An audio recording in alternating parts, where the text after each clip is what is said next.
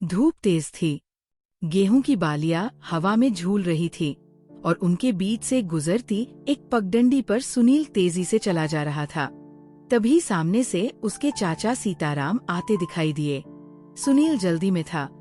वह उनके बराबर से निकल गया, लेकिन उसने उन्हें देखा ही नहीं।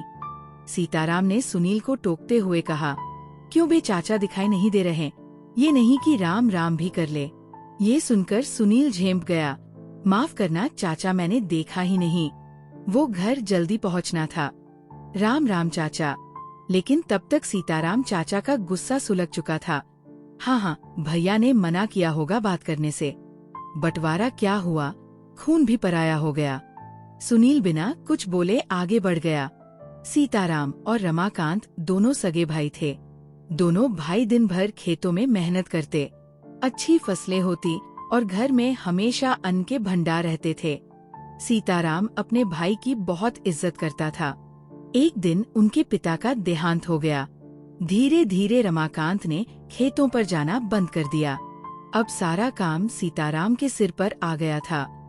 रमाकांत बड़ा होने के कारण पैसे का हिसाब किताब रखता था और धीरे धीरे उसने सीताराम को घाटा दिखाना शुरू कर दिया। लेकिन सीताराम भी सब समझता था। बड़े भाई की इज्जत के कारण वो कुछ बोल नहीं पाता था। पानी जब सिर से ऊपर चला गया तो एक दिन सीताराम ने बंटवारे की बात कर दी। भैया, मुझे लगता है पिताजी के जाने के बाद जिम्मेदारी भी बढ़ गई है, अब हमें बंटवारा कर लेना चाहिए। रमाकांत अपने भाई से बहुत प्यार करता था। वो आसानी से कहाँ मानने वाला था। वह अभी पिताजी को गए 1 साल भी नहीं हुआ और इसे बंटवारा करना है। क्यों भाई, ऐसी क्या आफत आ गई? भैया, मुझे लगता है आप पैसों में हेरा फेरी करते हैं। मैं इतनी मेहनत करता हूँ, फसल भी अच्छी होती है, फिर भी घाटा क्यों होता जा रहा है? सीताराम की बात सुनकर रमाकांत को बहुत दुख हुआ। तू मुझे चोर बता रहा है? एक शब्द और बोला तो ठीक नहीं होगा। तभी रमाकांत की पत्नी विनीता बीच में आई। मेरी शादी के समय ये 6 साल के थे। मम्मी जी के जाने के बाद बच्चे की तरह पाला है इन्हें। जो मांग रहे हैं दे दीजिए। रमाकांत कुछ नर्म पड़ा। आखिरकार भारी मन से बंटवारा हुआ। रमाकांत ने अब अपने खेतों के लिए मजदूर रख लिए थे जो काम करते थे। सीताराम अकेला ही पूरा काम संभालता था। सीताराम की पत्नी सुशीला अक्सर बीमार रहती थी। उसकी 2 बेटियां थीं, शिवी और शालू। इधर रमाकांत के एक बेटा था, सुनील। एक दिन सुबह जब रमाकांत खेत में जाने के लिए तैयार हो रहा था तो उसने देखा सीताराम के घर में कोई नहीं है। बाहर ताला लगा हुआ है। खेत पर पहुंचा तो देखा खेत में भी रामलखन नहीं है। रमाकांत मजदूरों को खेत पर काम समझाकर घर आ गया और अपनी पत्नी विनीता को पता लगाने के लिए बोला, लेकिन कुछ पता नहीं लगा। रमाकांत और विनीता ने पूरे गांव में पता किया, लेकिन कुछ पता नहीं लग पा रहा था। दोनों ने रिश्तेदारी में पता करना शुरू किया, लेकिन किसी से कुछ पता नहीं चला। 3 दिन बाद रमाकांत को बैंक के मैनेजर साहब मिले।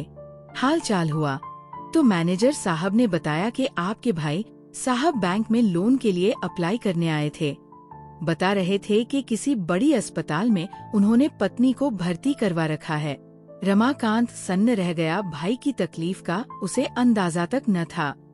इतना कुछ हो गया, लेकिन सीताराम ने मुझे बताना भी उचित नहीं समझा।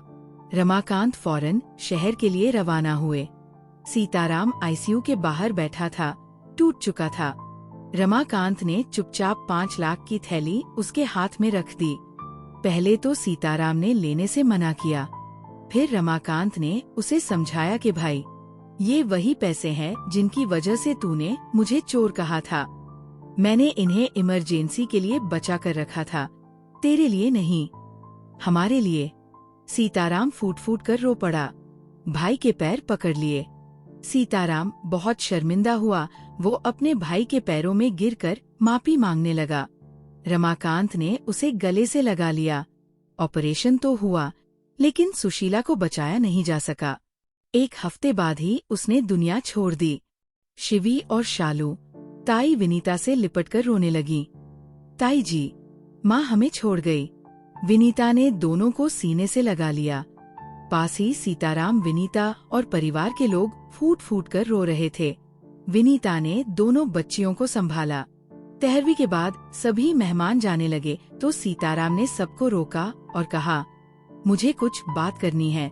मैं चाहता हूँ कि हमने जो बंटवारा किया था उसे रद्द कर दें। मैं अपने भाई के बारे में गलत था। भैया, मुझे अब जमीन जायदाद और खेत घर का कोई लालच नहीं है। बस मेरी बेटियों को माँ का प्यार मिल जाए। भाभी, इन्हें संभाल लो। मैं अब हरिद्वार जाना चाहता हूँ। मेरा सब कुछ आप रख लो। ये सुनकर रमाकांत रोने लगा। वो बोला, ऐसा कैसे हो सकता है? हरिद्वार जाने का समय तो हमारा है। तू कहीं नहीं जाएगा। आज से तेरी सारी जिम्मेदारी मेरी। ये सब देखकर विनीता अपने आंसू पोंछते हुए बोली, देवर जी, जब मैं आपको पाल सकती हूँ तो क्या दोनों बेटियों को अनाथ छोड़ दूंगी? मेरी ममता में न कोई कमी पहले थी, न अब होगी। सीताराम अपने बड़े भाई के पैरों में गिर जाता है। भैया, मुझे माफ कर दीजिए, मैंने आपसे कितनी लड़ाई की। रमाकांत ने उसे उठाकर गले लगा लिया। भाई भाई फिर एक हो गए और परिवार फिर से एक हो गया। रिश्तों में दरारें आती हैं, लेकिन जब दिल साफ हो तो दरारें भी पुल बन जाती है।